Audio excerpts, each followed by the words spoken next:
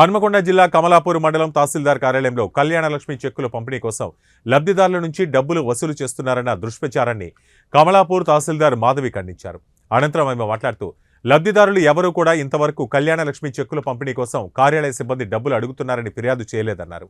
ఒకవేళ కార్యాలయ సిబ్బంది డబ్బులు అడిగినట్లు తీసుకున్నట్లుగా ఆధారాలు చూపించగలిగితే సిబ్బందిపై తగిన చర్యలు తీసుకుంటామని తెలిపారు. మండలం సంబంధించిన గ్రూపులలో తహసీల్దార్ కార్యాలయంపై వచ్చిన ఆరోపణలను వాస్తవ విరుద్ధంగా ఉన్నాయని తెలిసి నేను ఈ వివరణ మీ ముందు ఉంచుతున్నాను. నేను ఏప్రిల్ నెలలో ఎలక్షన్లో బదిలీ అయ్యి ఆగస్టు నెలలో వచ్చినాను. ఈ 4 నెలల కాలంలో నాకు కళ్యాణలక్ష్మి చెక్కులు వచ్చి కేవలం డిసెంబర్ నెలలో ఎలక్షన్స్ అయినాక 16 చెక్కులు మాత్రమే వచ్చినాయి. ఎలక్షన్ పీరియడ్లో ఎలాంటి కళ్యాణలక్ష్మి చెక్కులు పంపిణీ కాలేదు. ఈ 16 చెక్కులు కూడా ఎమ్మెల్యే గారి ఆదేశాలతోని, మినిస్టర్ గారి ఆదేశాలతోనే పంపిణీ చేయడం జరిగింది. దాంట్లో ఎటువంటి వారు ఆరోపించినట్టుగా ఎటువంటి పైసలు తీసుకొని ఇవ్వడము నా నుంచి కానీ నా సిబ్బంది కానీ అట్లాంటి పనులు చేయలేదు.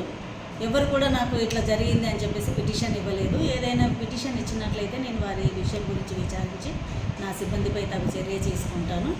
అదేవిధంగా ఎన్నో విధంగా ఆరోపణలు చేశారు. సర్టిఫికెట్లలో డబ్బులు తీసుకుంటున్నారని, ఇంకేదో పనులు అవుతలేవు అని చెప్పేసి.